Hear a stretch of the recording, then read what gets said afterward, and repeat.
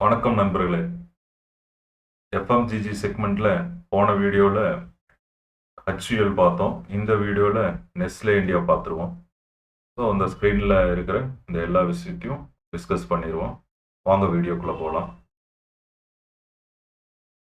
Market cap 1,23,613 crore, face value ₹1, dividend yield 1%, 52 week high 1340.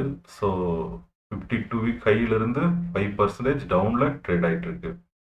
அதே சமயம் 52 week low 1055. So 52 week லோலிருந்து 21% அப்பில் ட்ரேட் ஆகிட்டு இருக்குது. இண்டஸ்ட்ரி பிஇ ஷேர் பிஇக்கு கம்பேர் பண்ணும்போது இண்டஸ்ட்ரி பிஇ விட ஷேர் பிஇ 40% அதிகமாக ட்ரேட் ஆகிட்டு இருக்கு. ஓகே, ப்ரமோட்டர் ஹோல்டிங் பார்த்துருவோம்.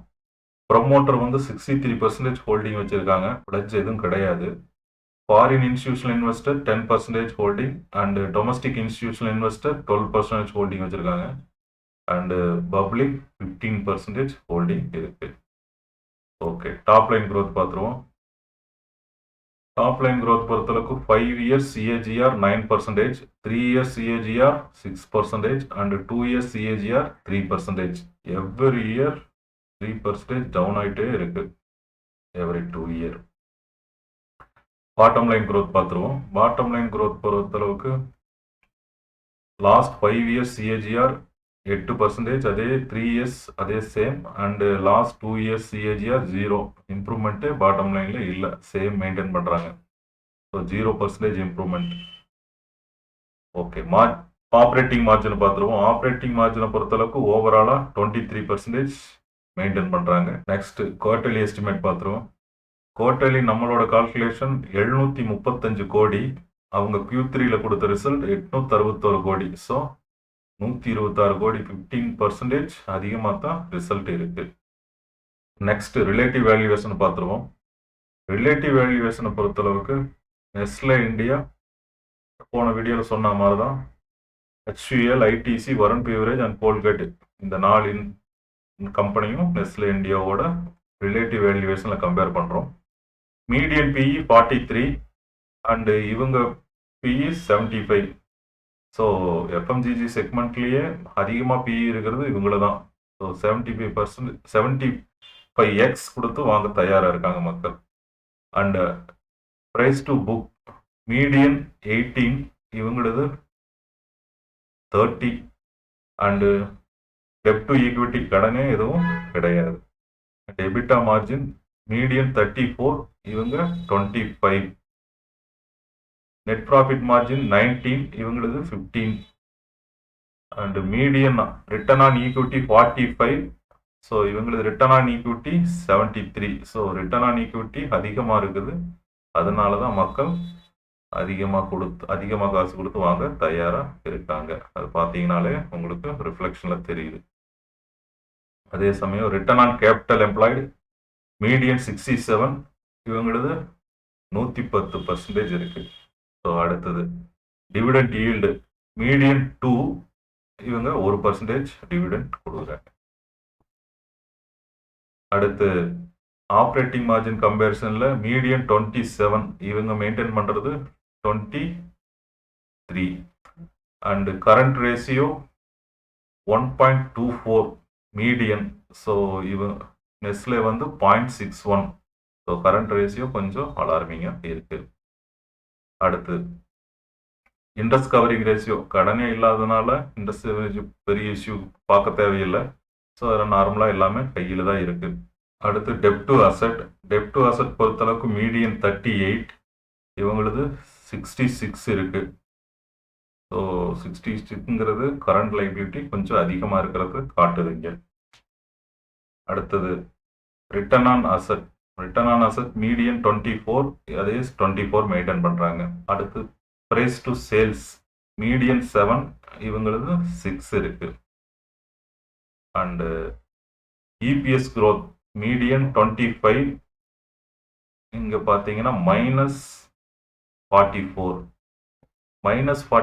ஏன் EPS growth வருதுன்னு பார்த்தீங்கன்னா லாஸ்ட் இயரில் கம்பேர் பண்ணும்போது 23%, ப்ராஃபிட் கம்மியாக இருக்குது. 3933 crore 2024 and 2025 bottom line growth இவங்க நெட் ப்ராஃபிட் காட்டுனது 3021 கோடி. ஸோ 23% ப்ராஃபிட் ரெடியூஸ் ஆகிருக்குது. ஸோ அதனால் நம்மளுக்கு இங்கே இபிஎஸ்ல ரிஃப்ளெக்ஷன் தெரியுது, -44%.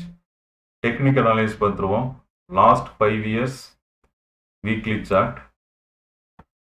ஹை 1389, லோ 800 ரூபா. ஸோ இப்போ ட்ரேட் ஆகிட்டு இருக்கிறது 1282. ஸோ நியர்பை ஹை கிட்ட ட்ரேட் ஆகிட்டு இருக்கு. ஸோ ப்ரைஸ் ஆக்ஷன் பொறுத்தளவுக்கு ரீசன் லோவிலிருந்து ஹையர் ஹை பண்ணிட்டு வந்துட்டு இருக்கு. ஸோ வீக்லி சார்ட்டில் 5 இயர்ஸில் இப்போ ஒரு ப்ரைஸ் ஆக்ஷன் பிரகாரம் ஹையர் ஹை பண்ணிட்டு வந்துட்டு இருக்கு. லாஸ்ட் 1 இயர் பார்த்துருவோம்.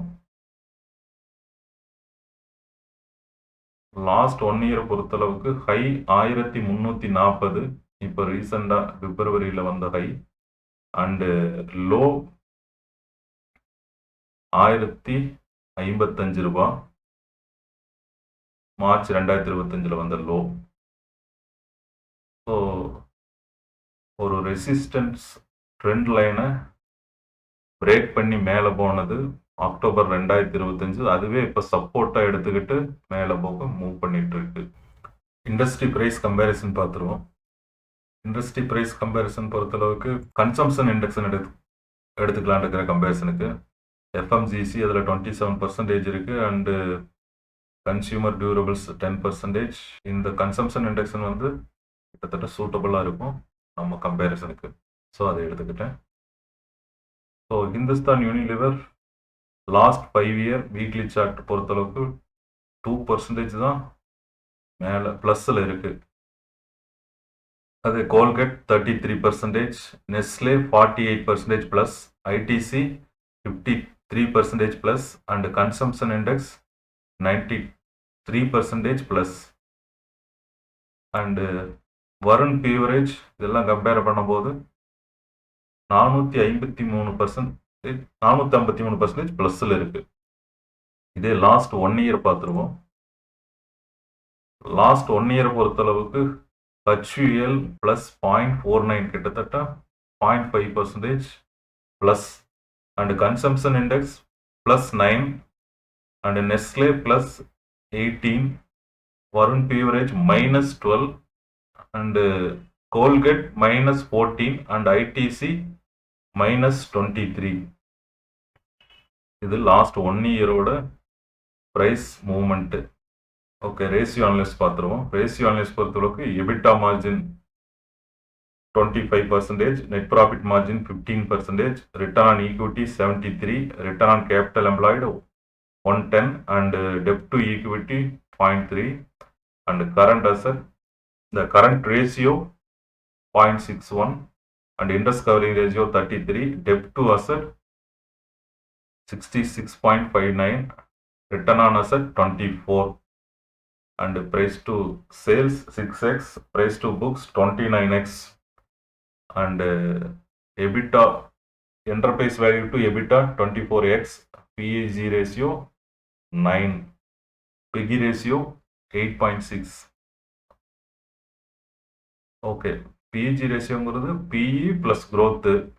ஸோ இதை வச்சு கால்குலேட் பண்ணுறது PE ரேஷியோ.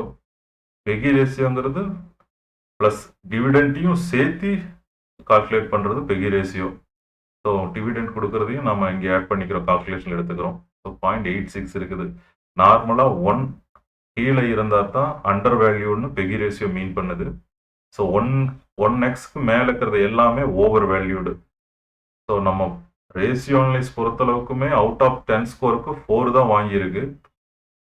அதே சமயம் PEGI ரேஷியோ பிரகாரமும் ஓவர் வேல்யூன்னு தான் இருக்குது. Next IV and IMP. IV பொறுத்தளவுக்கு 515, implied market price 1026. So intrinsic value implied market ப்ரைஸையும் ஆவரேஜ் பண்ணும்போது 771 ரூபா கிடைக்குது ஆவரேஜ். அதிலிருந்து மார்ஜின் ஆஃப் சேஃப்டி 9% கழிக்கும் போது மை பையிங் ப்ரைஸ் 702. ஸோ இந்த 702லேருந்து கம்பேர் பண்ணும்போது கரண்ட் ப்ரைஸுக்கு 1278 82% அப்பில் ட்ரேட் ஆகிட்டு இருக்குது. ஸோ ஓவர் வேல்யூன்னு கேட்டகரைஸ் ஆகிருக்கு. ஓகே, அடுத்தது 5 இயர்ஸ் ப்ரைஸ் ஹிஸ்ட்ரி பார்க்குறோம். 5 இயர்ஸ் லோ 805, ஹை 1378. இப்போ ட்ரேட் ஆகிட்டு இருக்குது 1278. ஸோ நார்மலாக ஹையிலேருந்து 7% மைனஸில் ட்ரேட் ஆகிட்டு இருக்குது. ஹையில் தான் கிட்டத்தட்ட ஹை கிட்ட ட்ரேட் ஆகிட்டு இருக்கு. ஆவரேஜ் ப்ரைஸ் 1091 ரூபா. 1091 17% அதிகமாக ட்ரேட் ஆகிட்டு இருக்கு. அடுத்தது இபிஎஸ் growth டவுன் ஆயிருக்குது. இது கொஞ்சம் பார்க்க வேண்டிய விஷயம். அடுத்து பிஇ கம்பேரிசன் பார்த்துருவோம். பிஇ growth பார்க்கும்போது average PE 5 years CAGR 33.77, current PE 75.55. So நார்மலாக பிஇ அதிகமாக இருக்குது. மக்கள் அதிகமாக கொடுத்து வாங்கும் போதும் பிஇ அதிகமாகும், ப்ராஃபிட் கம்மியாகும் போதும் பிஇ அதிகமாகும். ஸோ இந்த சமயத்தில் ப்ராஃபிட் கம்மியாக இருக்குது. ஸோ பிஇ அதிகமாக இங்கே காட்டுது. ஸோ பிஇ growth வந்து 124%. ஆவரேஜ் பிஇ விட அதிகமாக இருக்குது. Average PE 33.7, current PE 70%, 75. So 124% ஹையில் பிஇ ட்ரேட் ஆகிட்டு இருக்கு. இண்டஸ்ட்ரி பிஇ கம்பேர் பண்ணும்போது ஆவரேஜ் இண்டஸ்ட்ரி பிஇ 53 இப்போது, ஸ்டாக்கோட பிஇ 75. ஸோ அதில் 40% இண்டஸ்ட்ரி பிஇ விட ஸ்டாக் பிஇ அதிகமாக ட்ரேட் ஆகிட்டு இருக்கு. Okay, thank you for watching. Please subscribe.